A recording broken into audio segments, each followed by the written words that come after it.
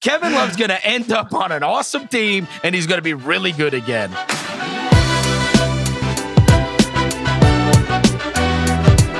Do you believe, Kevin, that there is a trade out there for Kevin Love? Kevin Love says he does not want a buyout. He said he ain't taking a buyout, Kevin. No, there's no trade out there for Kevin Love.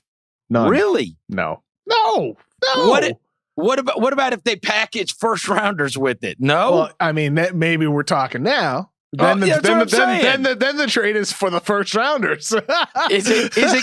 So Kevin Love is playing this like, look, if you guys are going to want to buy me out, you're not going to want to buy me out at the full price. I am getting this entire contract. That's what he's playing right now, right? Yeah, it's a public negotiation because he doesn't want to take the buyout, as Woj had in the report. He will take a trade. Yeah, maybe at some point they find a middle ground. Because look, Chris, he's making $31.3 million this coming season, and then $28.9 million the year after that. Nobody is trading for Kevin Love based on those numbers after what we've seen from him the last handful of years. And that's a shame. That's a real shame because just 4 years ago was the last time he made an all-star team. He's a good player for many years. And maybe if he's able to become a 20 point per game guy again with Cleveland and prove that he can stay healthy, these are some big ifs, Chris. These are some big ifs. That's not going to happen. It's not going to happen because the playing time isn't even there for him anymore, for that matter either. They got Jared Allen. They got Evan Mobley. They just invested in Lauri Markkanen. For Kevin Love, the opportunity is not going to be there, nor should it be, because he's not as good as those guys. He's not as good as Allen, not as good as Mobley.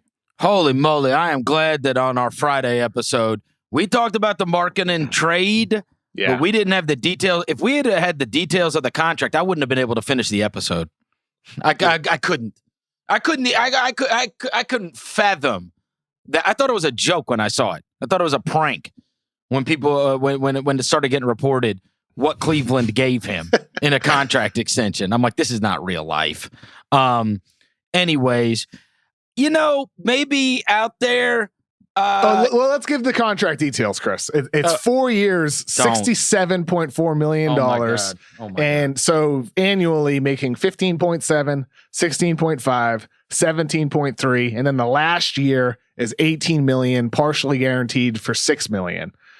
So, I mean, that's a heck of a lot of money for, we said it on the pod that the idea of Lauri Markkanen makes sense for Cleveland. The idea of Lauri Markkanen, a versatile 7-footer who can shoot on the perimeter, do a little bit off the dribble for you. But the reality of Lauri Markkanen throughout his career has not been that. He's been a guy that can't stay healthy, and has been a guy that's been highly inconsistent on offense, and on defense has just not been a factor. So you just drafted a power forward and extended your center.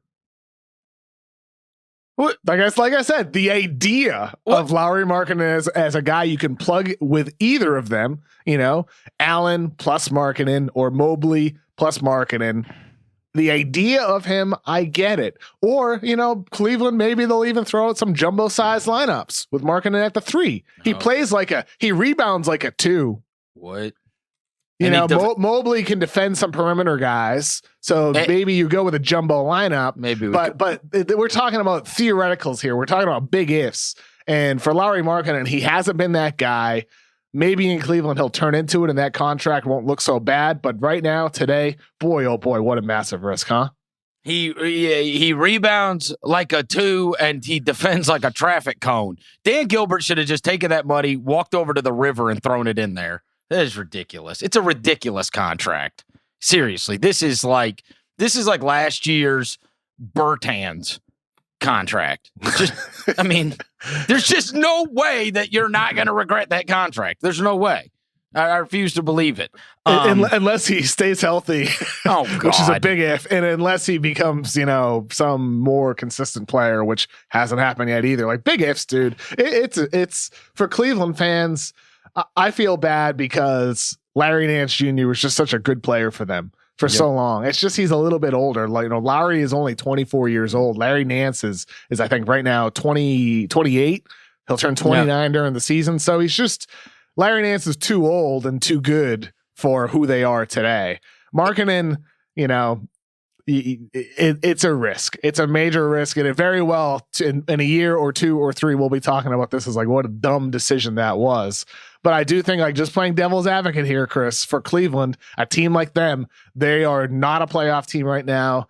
Maybe it is worth a little bit of a risk here that if he stays healthy, if he becomes more consistent at 24 years old, he can turn into something. Maybe it's worth it.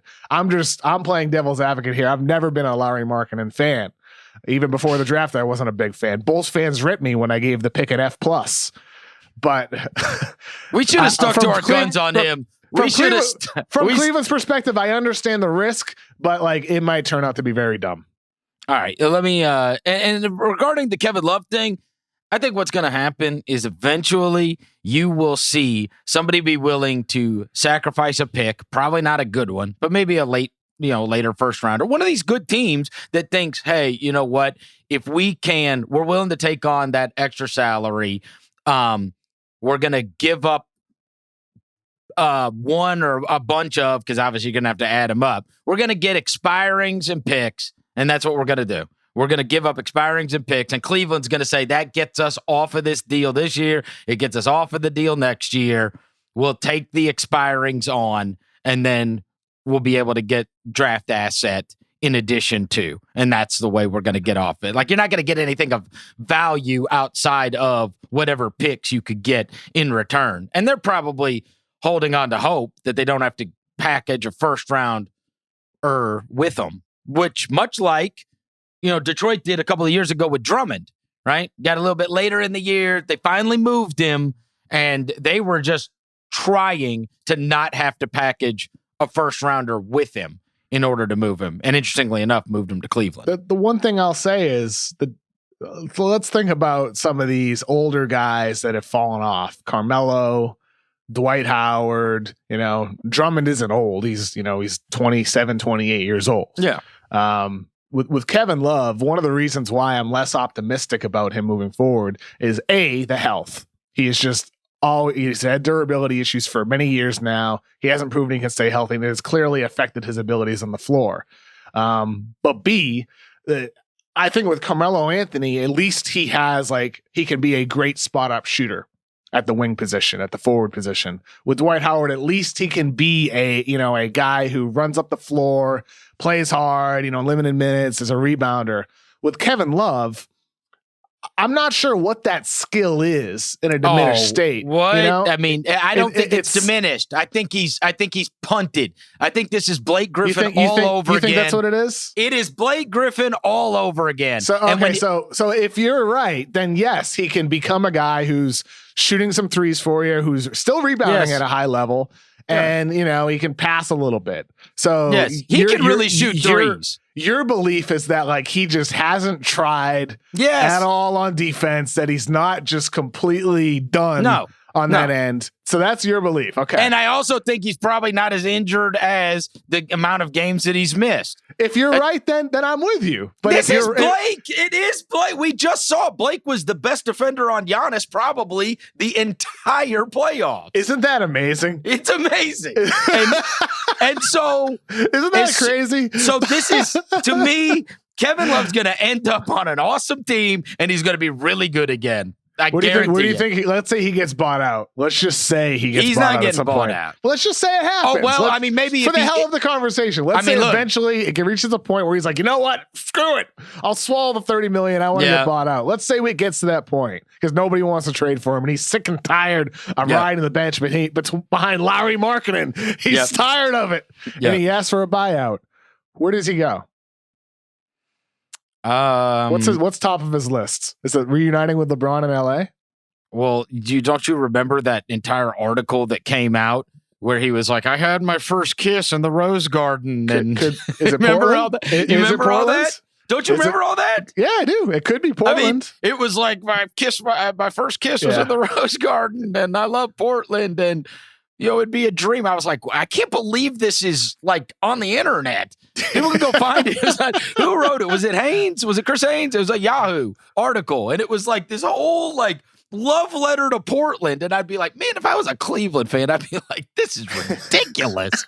Yeah, what? I had my first kiss in Cleveland. That was in May. That was on the podcast posted up with Chris Haynes. And crazy. While on the Cavaliers, he says, yes. Who wouldn't want to play with Damian Lillard? First of all, he's special. Crazy. His Rip City has always been special. Used to go to the Memorial Coliseum growing up, the whole Rose Quarter, my first concerts there, kissed my first girlfriend there. I told you. Portland is a special place for me. Whether I play there or not ever, I'm always going to go back, and that's going to be a place I represent. Yeah.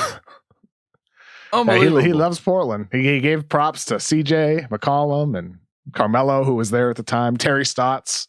I mean, he was all over the organization at the time. Some of those guys are gone. How about this one? How about, well, it'd be kind of tough. Well, you could probably pull it off. What if, again, I'm just throwing this out there. What if Clay comes back, Clay's healthy, it's not all a perfect fit. Oh, yeah. Golden State's interesting. And we get Love for Wiggins Part 2. Oh, 10 please. years later. No way. 10 years later. No. Wiggins goes back Golden State's not to doing the original place that drafted him. Wiggins is too good for a trade for Kevin Love. Too good. All right. Okay. I mean, look, if you're and then if that did happen, then you would come out with a Void episode saying that Kevin Love just took the Warriors over the hump and now they're going to be the champions. They got rid of Andrew Wiggins and blah, blah, blah. If you're right about, let's say it's an effort thing with Kevin Love, then yeah, he can still offer a team something. Yes. But I'm not convinced you're right in this case. I think with some of these other guys, they had like specific skills that could allow them to go into a role player position. And I think with Blake Griffin, even with him, I think with him, the effort was more of apparent. With Kevin Love, I really think injuries have derailed him on the defensive end of the floor. Like, he is just not the same guy. He doesn't move the same. And maybe that's effort. Maybe I'm wrong. Yeah. But I watch Kevin Love, and I don't at all see anything resembling the Kevin Love of old.